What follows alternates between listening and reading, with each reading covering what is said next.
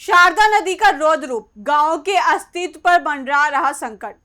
कटान की मार से बेघर हुए सैकड़ों परिवार, अब गांव पर भी संकट। नदी में समा गए 300 से ज्यादा मकान, फिर भी पुनर्वास का इंतजार। चलिए बताते हैं आपको विस्तार से। नमस्कार, स्वागत है आपका यूपी की बात में। लखीमपुर खीरी में शारदा नदी का रौद्र रूप एक बार फिर तबाही की कहानी लिख रहा है। नदी का जलस्तर बढ़ते ही कटान तेज हो गया है और धोरहरा क्षेत्र के ग्रंट नंबर 12 गांव के अस्तित्व पर संकट मंडराने लगा। नदी लगातार गांव की ओर बढ़ रही है और ग्रामीणों के सामने अपने आशियाने बचाने की सबसे बड़ी चुनौती खड़ी हो गई है। दावा है कि पिछले साल शारदा नदी के कटान में 300 से ज्यादा मकान नदी में समा गए थे।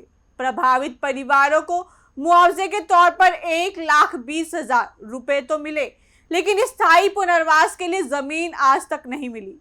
अब एक बार फिर नदी का कटान तेज होने से ग्रामीणों में दहशत है। देखिए हमारी खास रिपोर्ट।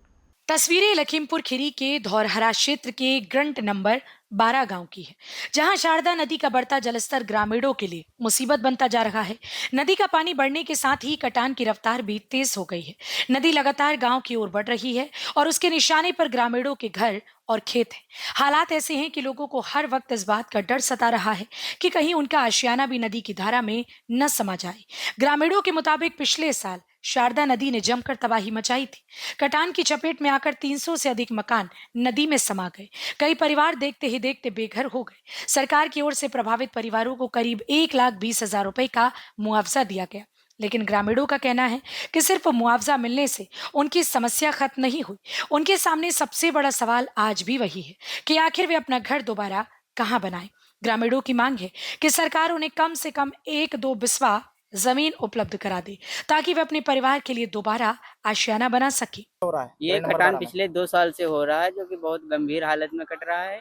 जो भी पूरा गांव साफ हो रहा है, धीरे धीरे 10-15 बकरी जो है बची। ये तो रोड थी, आज नदी में समा गई कटान हाँ, पूरी रोड थी, जो डामर रोड थी यहाँ तक, और यहाँ से आगे जो लगा था डमरू वाला खड़ंजा, वो भी सारा कट गया है और बिजली के खंभे वंबे सारे गिर गए हैं। अभी लाइट की व्यवस्था गाँव में नहीं है इस समय। अपने गांव की व्यवस्था बहुत गड़बड़ चल रही है, लाइट नहीं। मकान आपका कटा है पिछले वर्ष जो बाढ़ आई थी उसमें? जी नहीं, हमारा मकान जो है बिल्कुल साइड में है नदी के, अभी कटने वाला है। अच्छा, अभी कटा नहीं है। तो शासन प्रशासन का कोई भी व्यक्ति आया, कुछ मदद की बात कही? व्यक्ति जो आते हैं वो चले जाते हैं देख के, मतलब कोई सुनवाई होगी, जो कटेगा तो उसका मिलेगा हर्जाना।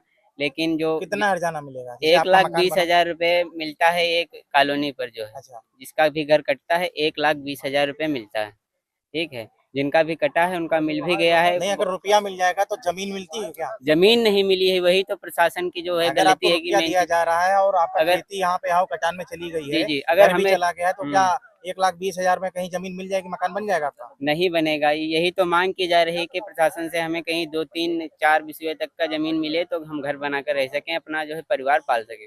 सूबे के मुख्यमंत्री जो है योगी आदित्यनाथ जी, उनसे क्या अपील करना चाहेंगे? हम उनसे हाथ जोड़कर अपील यही करना चाहेंगे कि जो हम लोगों का है, जो कहीं ना कहीं पर जुगाड़ करके हमको जगह दी जाए, जहाँ पर हम घर अपना बसाकर अपने बच्चों का पालन पोषण कर सकें और अपना गुजारा कर सकें। शारदा नदी का कटान सिर्फ ग्रामीणों के घरों तक सीमित नहीं है, बल्कि इसने किसानों की कमर भी तोड़ दी है। नदी की धारा में कई किसानों की कृषि भूमि समा चुकी है। जिस जमीन पर कभी फसलें लहलहाती थी, आज वहां शारदा नदी बह रही है। सबसे बड़ी परेशानी उन किसानों की है जिन्होंने खेती के लिए बैंक से कर्जा लिया था। किसानों के पास अब ना खेत बचे हैं, न खेती करने का जरिया, लेकिन बैंक का कर्ज आज भी उनके सर पर है। ऐसे में ग्रामीणों के सामने दोहरी मुसीबत खड़ी हो गई है। एक तरफ नदी लगातार उनकी जमीन निगल रही है, तो दूसरी तरफ कर्ज चुकाने की चिंता उन्हें परेशान कर रही है। ग्रामीणों का कहना है कि उन्हें तत्काल राहत की जरूरत है। उनका आरोप है कि कटान से प्रभावित लोगों के लिए अब तक कोई ठोस ऐसी व्यवस्था नहीं की गई जिससे उनका भविष्य सुरक्षित हो सके। वहीं गांव की बिजली व्यवस्था भी पूरी तरह से चरमरा गई है। कटान की वजह से बिजली के कई खंभे नदी में समा चुके हैं। बिजली की सप्लाई बाधित होने से पूरा गांव अंधेरे में। पानी, भोजन और रोजमर्रा की जरूरतों का संकट भी ग्रामीणों की परेशानी बढ़ा रहा है। ऐसे में सवाल यही है कि आखिर कब तक ये लोग नदी, अंधेरे और बेबसी के बीच अपनी जिंदगी गुजारते रहेंगे। यह तस्वीरें ग्रंट नंबर 12 की है, जहां शारदा नदी का कटान सिर्फ जमीन नहीं बल्कि लोगों के सपने और आसियानों को निगलता जा रहा है। पिछले साल सैकड़ों घर नदी में समा गए हैं। इस बार भी हालात लगातार बदतर होते जा रहे हैं। ग्रामीणों के खेत नदी में समा चुके हैं, बिजली के खंभे बह गए हैं और लोग बुनियादी सुविधाओं के लिए संघर्ष कर रहे हैं। अब सबसे बड़ा सवाल यह है कि आखिर कब तक शारदा का यह कहर यूं ही जारी रहेगा और कब प्रशासन इन लोगों को सुरक्षित राहत देगा।